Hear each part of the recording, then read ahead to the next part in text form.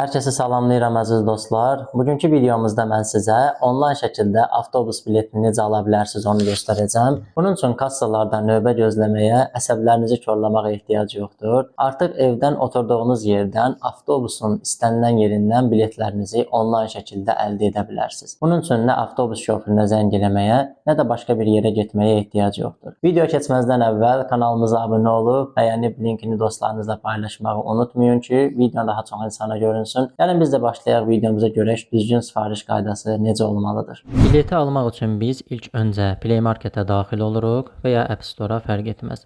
Aşağıdan axtarış düyməsinə klik edərək biletim proqramını telefonumuza yükləməliyik. Bax, bu proqramı telefonumuza yükləyirik. Buradan quraşdırın deyirik. Quraşdırıldıqdan sonra açın düyməsinə klik edirik. Daha sonra buradan icazə veririk. Buradan Azərbaycan dilini seçirik. Əgər sizə ingilis və ya rus dili daha rahatdırsa, onu da seçə bilərsiniz. Fərq etməz. Daha sonra biz buradan qeydiyyat olmalıyıq. Aşağıdakı qeydiyyat düyməsinə klik edirik və buradakı bütün xanaları doldurmalıyıq. İlk öncə ad soyadımızı bura daxil edirik. Adımızı daxil etdikdən sonra mobil nömrəmizi daxil edirik. Mən təhlükəsizliyə görə bunu göstərməyəcəm. Sonra e-poçt ünvanı hissəsinə e-poçt ünvanınızı daxil edirsiniz. Onu da qeyd edim ki, e-poçt ünvanını mütləq yazmalısınız. Yoxsa qeydiyyatı tamamlaya bilməyəcəksiniz. E-poçt ünvanını daxil etdikdən sonra şifrə təyin edirik. Bu şifrə 6 simvoldan çox, 10 simvoldan az olmamalıdır. Bunu daxil edirik. Şifrəni yuxarı hissəyə daxil etdikdən sonra həmin bu şifrəni aşağı hissəyə təkrarən bir də qeyd edirik. Qeyd etdikdən sonra yəni mobil nömrəni mən yazacağam burada da. Hesab yarat düyməsinə klik edirik. Və bu da bizə bir dəfəlik kod gələcək və bura qeyd edəcəyik. Bu kod bizim e-mail ünvanımıza gələcək əziz dostlar. Gələn həmin kodu bura daxil edirik. 7720. Daha sonra OK vururuq. Və bu da biz qeydiyyatımızı uğurla tamamladıq. Daha sonra buradan daxil ol deyirik. Yenidən e-poçt ünvanımızı və şifrəmizi yazaraq daxil oluruq. Və budur əziz dostlar, bu formada pəncərə açıldı. Deməli orada şifrə hissəsinə sonuncu dəfə qoyduğumuz şifrəni yazırıq. Yəni Gmail hesabının şifrəsini yox. İndi mən ekranda yuxarıda sağ tərəfdə qeyd edəcəm nə kod qoymuşdum. Siz də ona uyğun olaraq öz adınızı istifadə edə bilərsiniz. İndi biz burada seçirik haradan haraya getmək istəyirik. Məsələn, bu ən çox işləyir Bakı şəhərindən rayonlara gedən zaman. Rayondan da Bakıya gedən zaman istifadə etmək olar. Lakin bəzi rayonlarda kassa aparatları olmadığına görə bu bir qədər problem ola bilər. Amma şəhərdən rayonlara istənilən şəkildə bunu rahat şəkildə etmək olar. Buradan haradan haraya getmək istəyirik? Bunu seçirik. Məsələn, Bakı. Haraya getmək istəyirik? Məsələn, öz rayonunuzun adını yazırsınız. Yazdıqdan sonra buradan tarixi seçirsiniz. Yəni hansı tarixdə getmək istəyirsiniz? Səhv eləmirəmsə 3 ay sonranın da biletini almaq mümkündür. Məsələn, buradan bir tarix seçək. İyunun 5-i. Seçdikdən sonra buradan OK vururuq və görürük ki, aşağı hissədə həmin bizim seçdiyimiz tarix gəldi. Daha sonra axtar düyməsinə klik edirik. Onu da qeyd edeyim ki, əziz dostlar, ola bilər ki, siz burada axtar düyməsinə klik etdikdən sonra başlanğıc hissələri daxil etməlisiniz yaza bilər. Ona əgər elə olsa, siz buradan bu formada proqramdan çıxırsınız və yenidən həmin proqrama daxil olursunuz, onda düzələcək. Və yenidən buradan məlumatları daxil edirik. Hardan haraya getmək istəyiriksə, bura qeyd edirik. Tarixi düzgün şəkildə seçməliyik.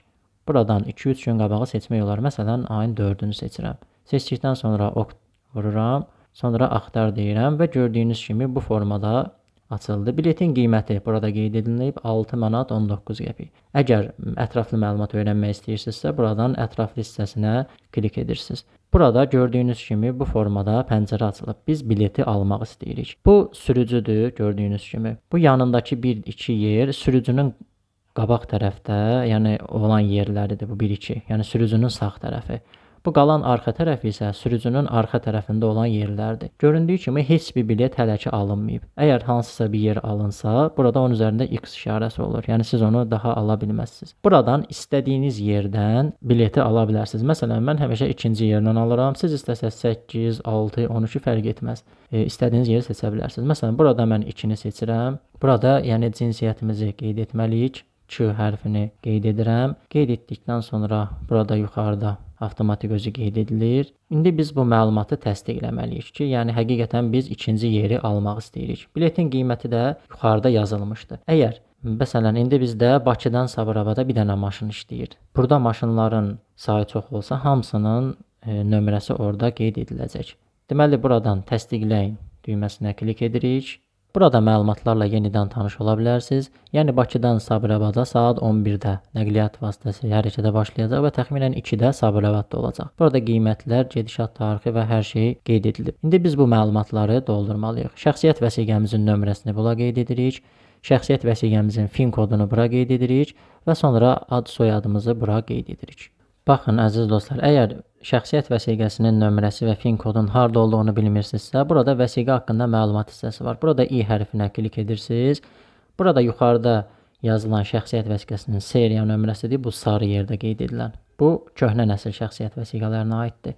FIN kodda aşağıda bu sarı olan yerdir. Mən indi videonun sonunda bu haqda video çəkmişəm. Ekrana əlavə edəcəm. Oradan da baxa bilərsiniz. Bu yeni nəsil şəxsiyyət vəsiqəsidir. Şəxsiyyət vəsiqəsinin FIN kodu burada yazılır. Yeni nəsil şəxsiyyət vəsiqəsində. Yəni fərdi identifikasiya nömrəsi olan yer. Vəsiqənin nömrəsi isə bu AA 123 vəsiqənin nömrəsidir. Məlumatları indi buradan daxil edirik. Burada şəxsiyyət vəsiqəsinin nömrəsini qeyd edəndə, əgər sizdə yeni nəsil şəxsiyyət vəsiqəsidirsə, qarşısında AA yazırsınız. Əgər köhnə nəsil şəxsiyyət vəsiqəsidirsə, AZ yazırsınız. Onu yazandan sonra avtomatik şəkildə burada sizin ad soyadınız, yəni orada görünəcək. Məlumatları doldurduqdan sonra buradan bilet al düyməsinə klik edirik. Və budur, biz bura kart nömrəsi daxil etməliyik ki, pul həmin kartdan çıxsın. Ödənişimiz 6 manat 19 qəpik olacaq. Biz buradan kart nömrəsini daxil edirik. Daha sonra kartın bitmə tarixini daxil edirik. Sonra kartın ilini daxil edirik. Aşağı hissədə isə kartın CVV kodunu bura daxil edirik. Məlumatları daxil etdikdən sonra ödə düyməsinə klik edəcəksiniz və sizə OTP kodu göndəriləcək 6 rəqəmli. Həmin OTP kodunu security kod olan hissəyə yazacaqsınız və təsdiq eləyəcəksiniz. Təsdiq etdikdən sonra orada QRP kodu çıxacaq, yəni QR kod. İndi mən onu ekrana əlavə edib bunun üzərində sizə göstərəcəm. Budur, ekrana əlavə etdim əziz dostlar. Burada gördüyünüz kimi birinci reys hissəsi yazılıb. Yəni Bakıdan Sabirabada biz reys eləyirik, gedirik. Tarix burada gördüyünüz kimi qeyd edilib. 5-ci ayın 26-sı bu köhnədir, yəni hamısı eyni bir şeydir, əslində fərqi yoxdur. Vaxtı qeyd olunub burada saat 11-də çıxır. Yeri isə biz 2 seçmişdik, amma bu köhnə bilet olduğuna görə burada 9 yazılıb. Yəni bunun heç bir fərqi yoxdur. Hansı yeri seçmisinizsə, həmin yer orada görünəcək. Siz sadəcə olaraq bu QRP kodunu həmin avtobus şoferinə göstərməyiniz kifayətdir ki, sizə yer versin. Burada nəqliyyat vasitəsinin nömrəsinə qədər hamısı yazılır. Əgər siz, məsələn, bizdə Bakıdan Sabirabada bir nəqliyyat vasitəsi işləyir. Sizdə əgər bu 5 və 6-dan çoxdursa, orada hər bir nəqliyyat vasitəsinin nömrəsinə qədər orada görünəcək. Həmin bu QRP kodunun ekran şəklini çəkin, sürücüyə göstərin, yəni bu sadəcə kifayətdir. Daha bir videonun sonuna gəldik əziz dostlar. Əgər bəyəndinizsə kanalımıza abunə olmağı, linkini dostlarınızla paylaşmağı unutmayın. Həmçinin sizə qaranlıq qalan hissələr oldusa, rəy bölməsində öz fikirlərinizi bildirə bilərsiniz. Növbəti videolarımızda görüşənə qədər.